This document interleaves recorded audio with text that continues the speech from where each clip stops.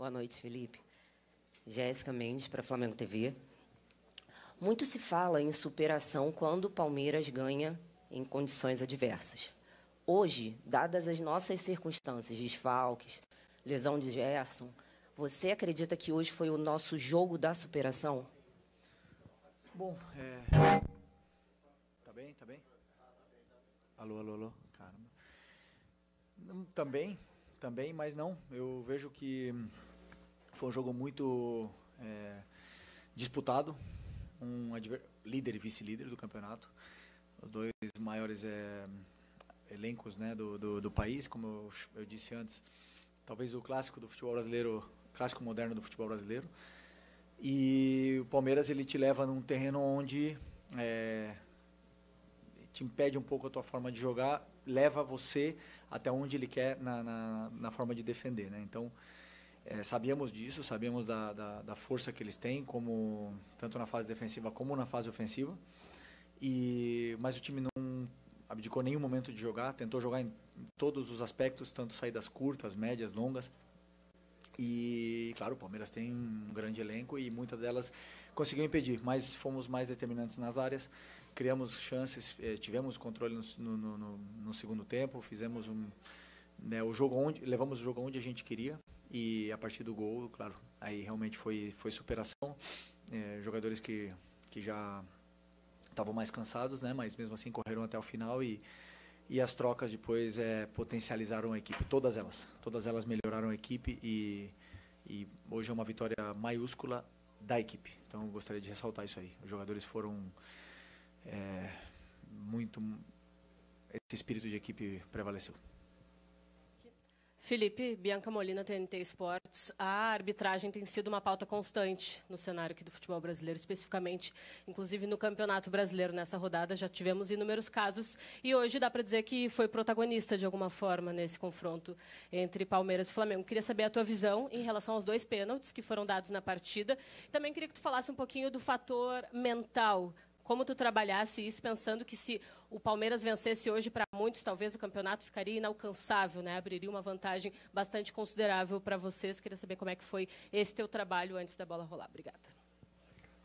A arbitragem é protagonista para que lado? Não, eu vou continuar sem opinar dos árbitros. O pênalti do Varela, ele disse que bate na perna dele primeiro. E tá ouvindo? Dá para ouvir, né? E o pênalti do Arrasca, obviamente que é pênalti, não tem para onde correr. Mas repito, prefiro não opinar sobre os árbitros. Já dei minha opinião, já acho que eles têm muita cobrança pela frente. E pelo mental, para mim, preparar esse tipo de jogos com esse elenco são os mais fáceis. Eu falei para eles para mim, para que eu possa preparar um jogo contra Palmeiras, né, um jogo grande na Libertadores, um jogo contra uma final contra o Fluminense, é mais fácil para o treinador, porque o jogador ele está muito mais ligado, concentrado, e esses grandes jogos são para grandes jogadores. Eles aparecem, eles crescem, eles fazem a sua melhor versão dentro do campo. Então, para mim, esses são os jogos de preparação assim, que são mais gostosos de fazer. A parte mental, eu sinceramente digo que o campeonato não teria acabado se a gente tivesse perdido 7 pontos de vantagem. A gente já buscamos, não sei se foi em 2020, 2021, uma distância maior. O Palmeiras mesmo já buscou uma distância maior do Botafogo. Estamos na 10ª rodada, tem muito campeonato pela frente e nem agora com a vitória quer dizer nada. Está muito igualado do rebaixamento até o primeiro, não sei se são 11 pontos, uma coisa assim. Então é um campeonato muito disputado, é um calendário que exige muito de todas as equipes, todos os treinadores, de todos os jogadores, e os altos e baixos vão acontecer com o Flamengo, com o Palmeiras, com o Cruzeiro, com todos os candidatos ao título. Felipe, boa noite. Felipe, um jogo com muita condição adversa, você não tinha o Gerson, você não tinha o Pulgar, você várias vezes já falou da importância do Pulgar no seu time, que todas as bolas passam por ele ali, para montar o time com ele, acredito que seja mais fácil. Além disso, você tinha um gramado sintético, que é uma preocupação para todo técnico. E o segundo gol do Flamengo, ele sai numa jogada do Ayrton Lucas com o Alaciano, 2 jogadores que você tira do banco e coloca no jogo quando o Flamengo vencia de 1-0, e óbvio que o Palmeiras iria para cima. Eu queria saber de você, assim, como técnico, Como é bom você tirar 2 jogadores do banco, o Ayrton Lucas, que vinha sendo muito contestado, você chegou a falar, olha, o Ayrton está sendo contestado, mas ele me colocou no banco, é um bom jogador. Como é bom para você tirar os jogadores do banco e eles resolverem, podemos dizer assim, entre aspas, um jogo grande como esse? Eu costumo dizer para eles que o pessoal que não começa, eles são potencializadores da equipe. Então, para mim, tem tanta ou mais importância o jogador que entra 5 minutos do que o que joga 85. Porque muitas vezes ele entra e ele resolve o jogo em 5 minutos. E vimos isso, por exemplo, na final da Copa do Brasil ano passado.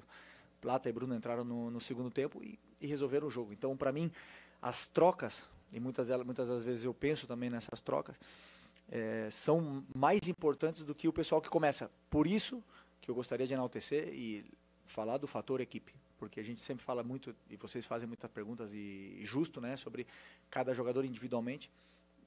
Mas eu tenho que ressaltar que a equipe vem acima de tudo e eles entendem isso, entenderam isso. Por exemplo, hoje uma troca foi o Pedro, que entrou acho que 8 minutos ou 10 minutos e entrou segurando, sustentando bola, dando esse alívio para a equipe que a gente precisava tanto e melhorou a equipe a partir do momento que ele entrou no campo.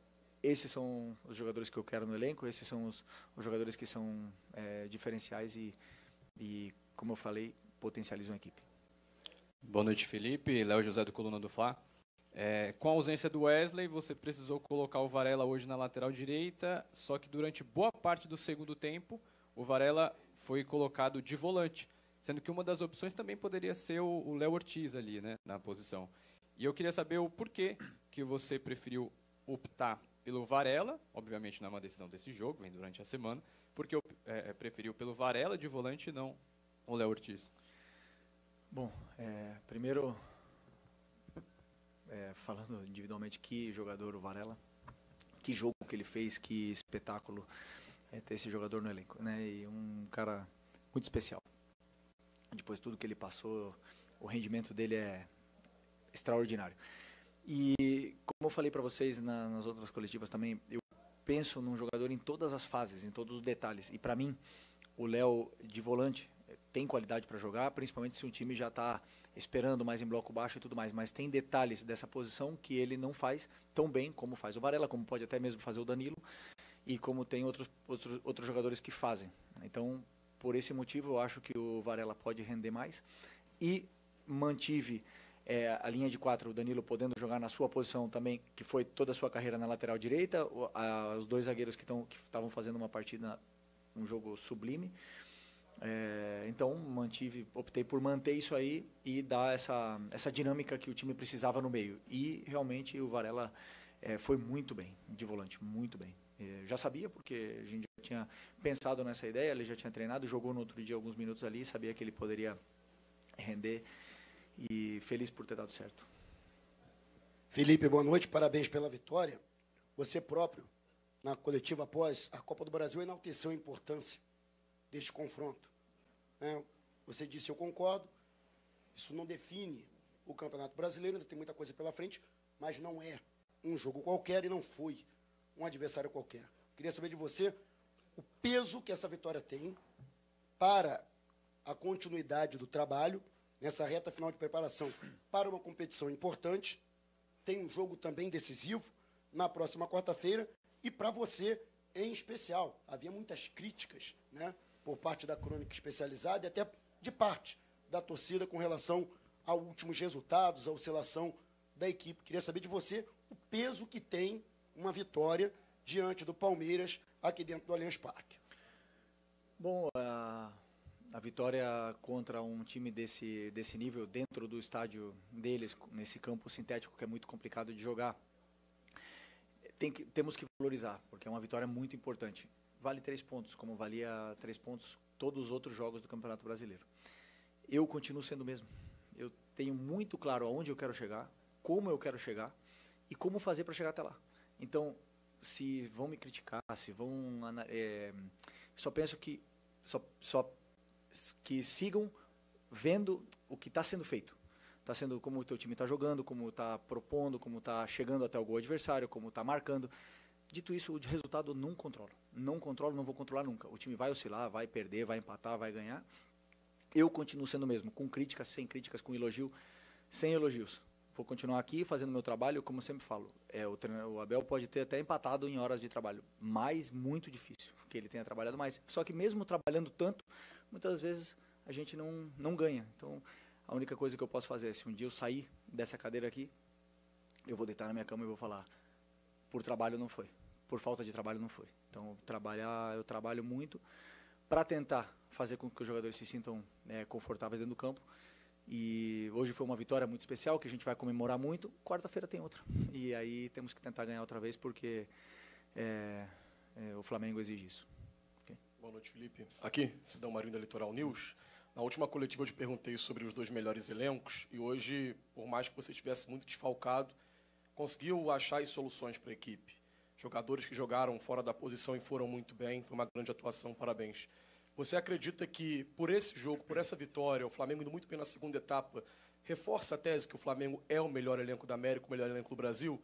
E uma rapidinha, se me permite, sobre o Gerson. Parece que foi um pouquinho séria a situação, se puder falar sobre ele. Obrigado. Não sei, sinceramente. Vamos esperar mais exames, mas ele travou no gramado e está com dor no joelho. Vamos ver os exames, o que vai acontecer. Sobre o elenco, eu, quando sentei a primeira vez, eu falei, esse aqui, para mim, é o melhor elenco. O que eu tenho. Perdemos jogadores, trouxemos jogadores, perdemos alguns por lesões. Agora, podemos melhorar ainda mais esse elenco. E isso aí a gente está muito atento ao mercado. Toda semana, todos os dias conversamos sobre isso. E quando abrir o mercado, a gente vai estar tentando reforçar ainda mais esse elenco. Mas o do Palmeiras é muito forte também. Mas, como eu falei para vocês, nem o Flamengo nem o Palmeiras, por ter o melhor elenco, vai ser vitória certa, né? Então, mas isso realmente te dá a possibilidade de lutar por coisas grandes, e isso hoje o Flamengo oferece aos jogadores que vêm para cá e aos treinadores que sentam nessa cadeira aqui. Felipe, aqui, boa noite. Hoje você não começou jogando com o Pedro, e obviamente que a qualidade que o Pedro tem, cobra-se ele o tempo todo sendo titular. Você poderia explicar a sua escolha de não começar com ele, se tem a ver com a grama sintética, dele estar retornando de lesão, né?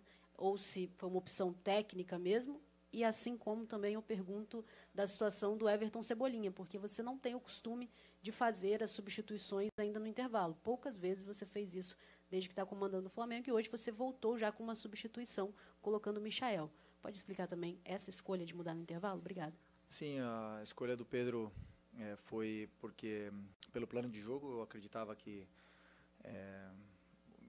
o time precisava um jogador mais como o Bruno no ataque, de mais velocidade, e eu acreditava que o Pedro poderia nos ajudar mais entrando no segundo tempo.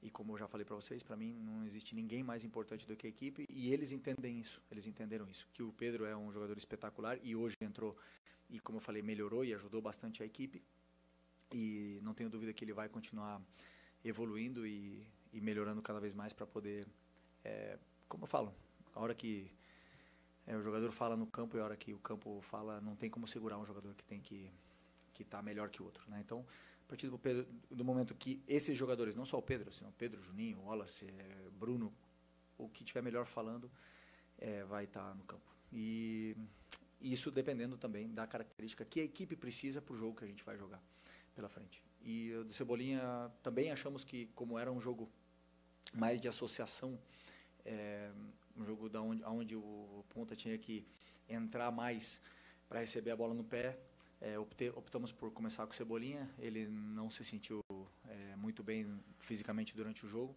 acabou tendo alguma dificuldade e optei por trocar no intervalo. Ele mesmo estava reclamando da parte física dele, né? Então, é um jogador que, quando está bem, é muito especial, e é preciso que ele retome também a melhor forma física que vinha nos últimos jogos, só que agora ele teve uma sequência pesada e deve ter sentido isso mais ainda o gramado sintético, mas é um jogador importante para mim.